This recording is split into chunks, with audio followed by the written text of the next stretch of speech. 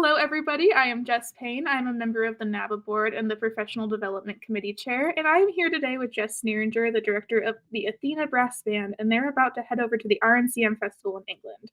Jess, can you tell us a little bit about yourself? Hi, good to see you again. I love the swag. Thank Let's see. I live in Columbus, Ohio. I'm in my 25th year teaching 6th grade through 12th grade band. I am a trombonist, primarily jazz trombonist. I get to lead the Columbus Community Jazz Band and the Columbus Youth Jazz Ensemble, as well as my own school groups.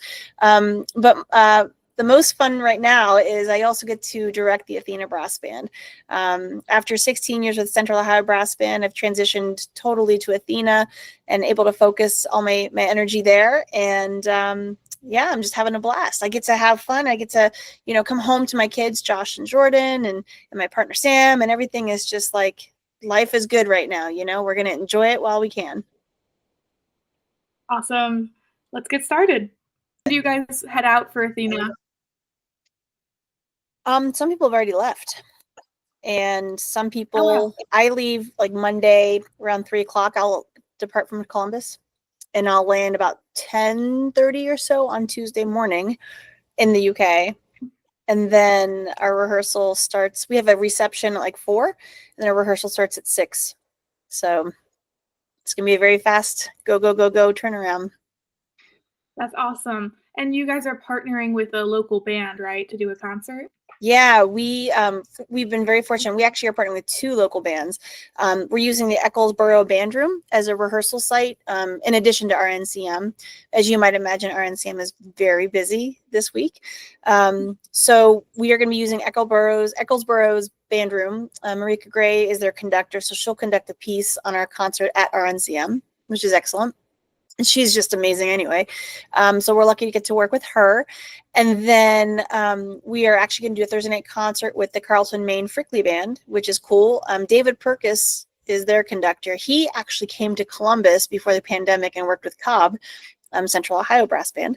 I can't remember when it was, but it was in preparation for NABBA back then.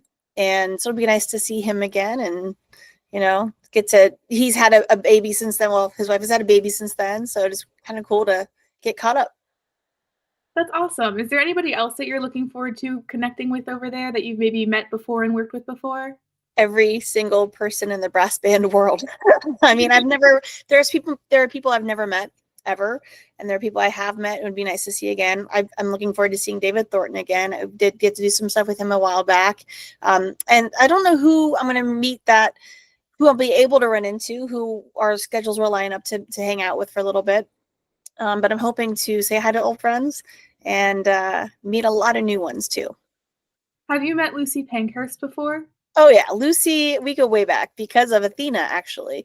And we're doing 2 of her pieces on the concert. So she'll be at 1 or 2 of our rehearsals. She'll definitely be at the concert. So it'll be great to see her again. Yeah, NABBA is really excited that Athena is premiering the piece that we just commissioned from Lucy for the first section test piece, The Ghosts of Industry. Can you tell us a little bit about how you plan to prepare Athena to play that piece and perform it at the concert? Well, sure. I think it should be noted that Amy Bliss, Dr. Amy Shoemaker Bliss, had a lot to do with getting Lucy to write that piece for NABBA, which is very cool. People know Amy as a phenomenal euphonium player, and she is. She's also been a longtime member of Athena. She's unable to go to this. We had so many people. We have to rotate in and out, but it'll be nice to acknowledge Amy's part in this. For us, I have a MIDI file recording. I have a score, and that's about it. And with Lucy, everything she writes is amazing, and it's all about colors and shapes and effects. This piece is particularly programmatic, and she has a very detailed few pages of program notes, like what is this really about? Having not been to this part of the UK before, I was reading it and kind of like, oh, this is going to be interesting. There are effects like you're going to hear, starling birds. You're going to hear fog. How do you hear fog? But you're going to hear fog, and it's just a really cool, effectual piece. So we're gonna take some chances. We're gonna create colors and shapes and sounds and feelings. It's not so much about a melody, although there are moments where you hear, oh, there's that's coming through. So we lots of rehearsal notes, as you might imagine.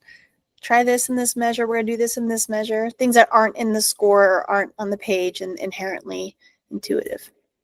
That's amazing. Yeah, we were really lucky to have Amy actually do an interview with Lucy that'll be going live on NABBA's YouTube here in a few days, talking about the piece and giving some insights to the first band conductors and musicians.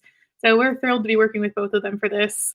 Is there a band that you're particularly interested in seeing? I know the Flowers Band is my favorite band over there, and I would love to see them live. All of them. I mean, all of them. And so when people listen to brass bands, you know, you have a particular favorite for whatever reason, and that's great.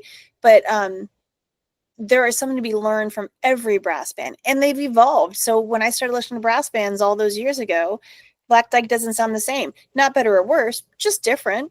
And there's something to be learned from each conductor that's been in front of them. So, you know, Corey's changed under Philip Harper. I mean, like, there are things to hear and learn from for every single band. So legitimately, I'm excited about every single band. I'm excited to watch conductors.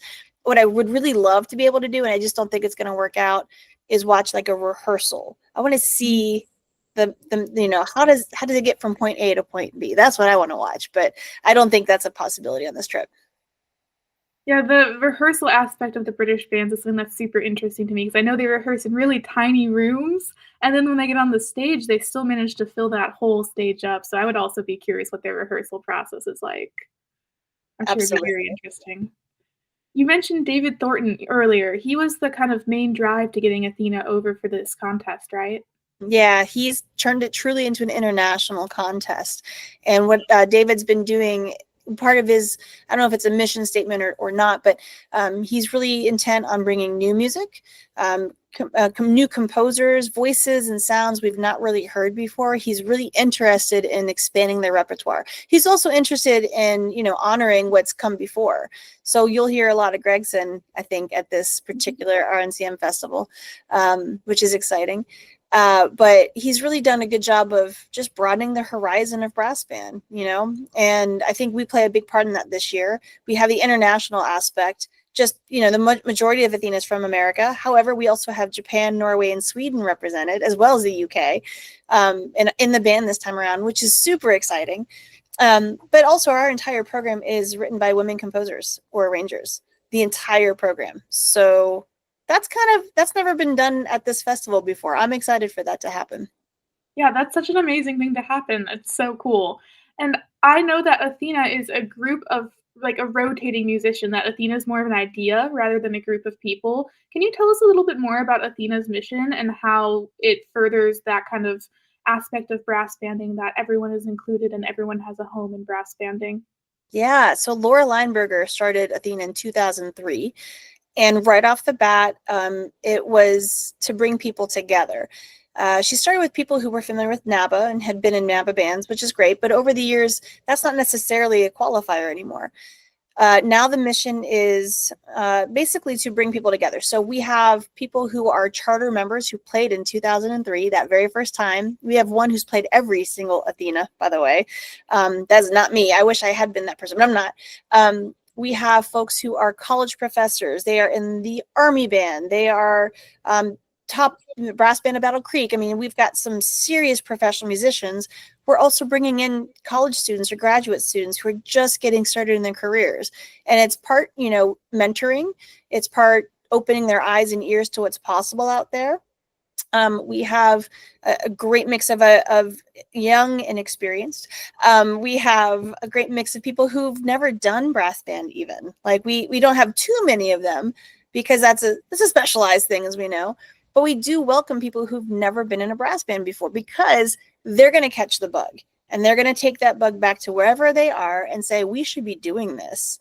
You know, I look at college programs now that, you know, 25 years ago, 30 years ago, not many colleges had a brass band. Now you watch James Madison do what they've done. Now you've got Oakland, you've got down in Florida, they're everywhere, North Texas.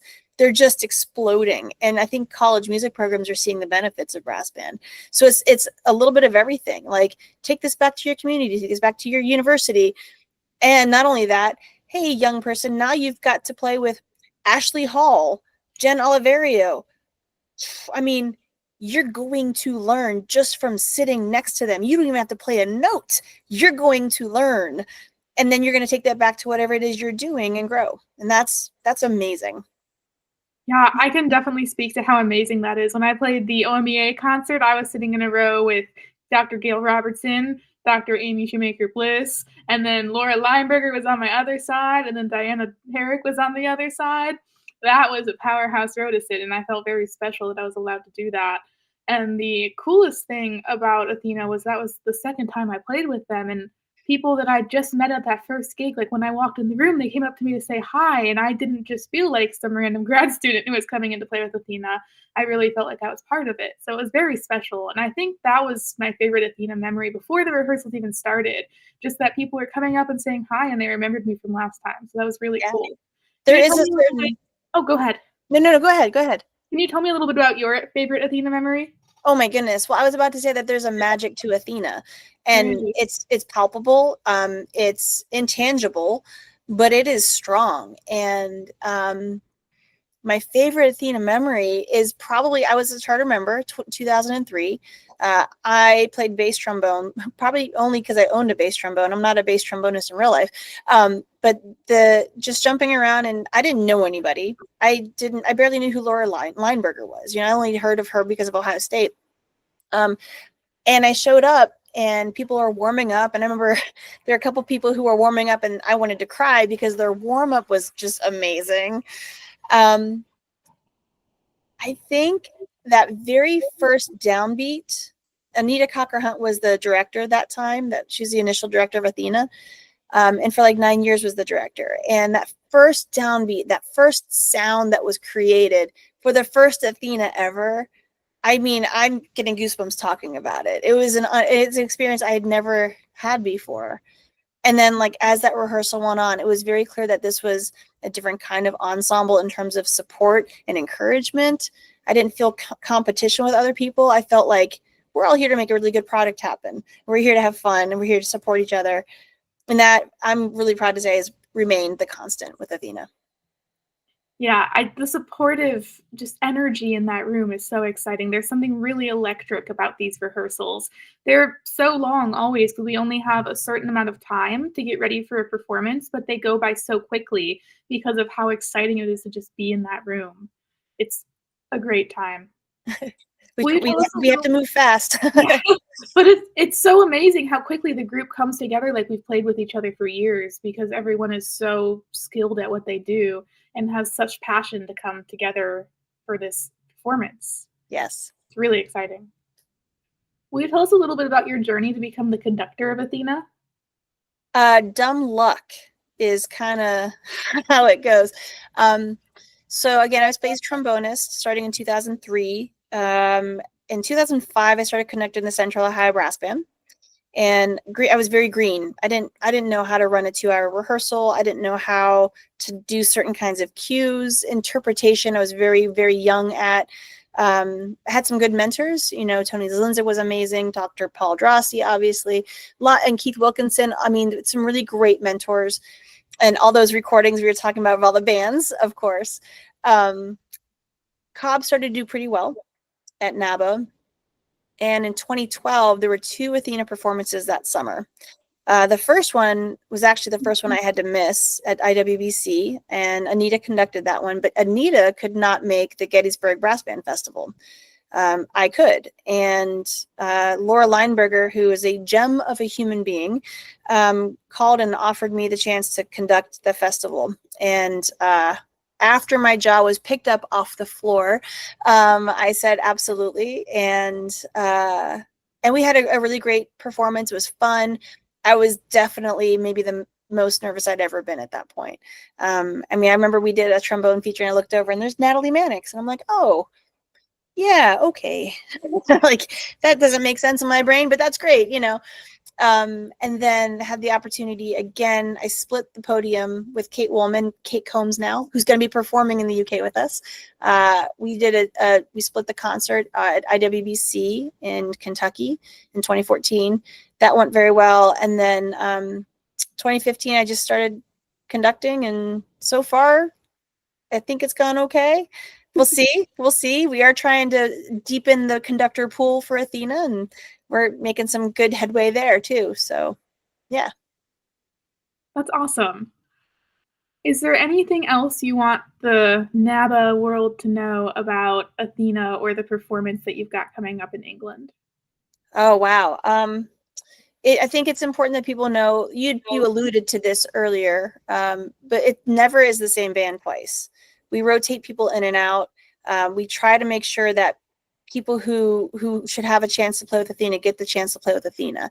And that means hard decisions. I know in the early days, sometimes we were scrambling to find players to fill certain seats up until the week before a performance sometimes.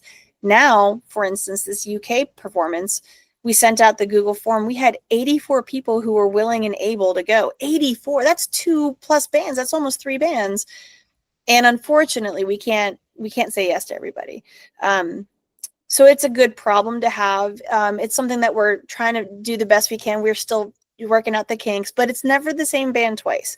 We also are very intentional about bringing in people who have never played with Athena for every single performance, including this performance, which is the biggest one we will have ever had. So that's risky. You know, these are people that we're familiar with. Like we have a couple people coming who I've never met, but others in the band know them. So it's trust. It's okay, well, you know this person, I trust you, so therefore, here we go, you know. And we're trying to, like I said, expand some Athena stuff. So we actually have 2 upcoming performances in this summer, May, and then in July. And I'm not actually connecting either one of those. So it's kind of exciting. I'm staying home for a little bit. It's been a heck of a year. And we are trying to deepen the conductor pool, which will allow us to actually run several concurrent Athenas at the same time, which might be a neat thing to have. You know, hey, there's this state conference, there's this, you know, ITG or whatever, and oh, they're at the same time, no problem. You know, there's been talk about expanding into like a college kind of a workshop or camp sometime in the summertime to help promote collegiate musicians have this experience.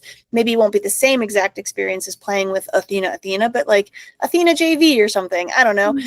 But we're just looking at expanding and seeing how many people we can reach and share the love of brass banding with. And also just, you know, share the love of Athena with. It's really, truly a truly magical experience. So. That's amazing. Thank you so much for taking the time out of your day to do this interview with me. I really appreciate it. And I loved getting some insight into how you've been working with Athena and how Athena works themselves. It's been phenomenal. And I mean, these musicians, and you know this, you did this in February for OMEA, they show up ready. They show up prepared. We don't talk about notes and rhythms. That's not something we ever discuss. It's all about ensemble. It's about shaping and phrasing and, you know, colors and tones. And that's, I think, where it gets really fun. You know, we get to dive right into the music, not the minutia. So, you know, I know people doing the work. This is the program for UK is maybe our most ambitious program as of yet. And I also have been getting a lot of great questions. Like, we send out the rehearsal notes and then I tweak them. People ask questions, we update them. I know people are doing the work. I know that when we show up, we're going to be able to dive right in. And that's not an experience you get all the time. So feel very fortunate for this. Yeah, Athena is so special, and I'm really looking forward to watching the live stream of that concert. Thank you very much. We're excited too. Awesome. Thank you so much. All right. Hey, Jess, have a great day. You too. Bye-bye. Bye.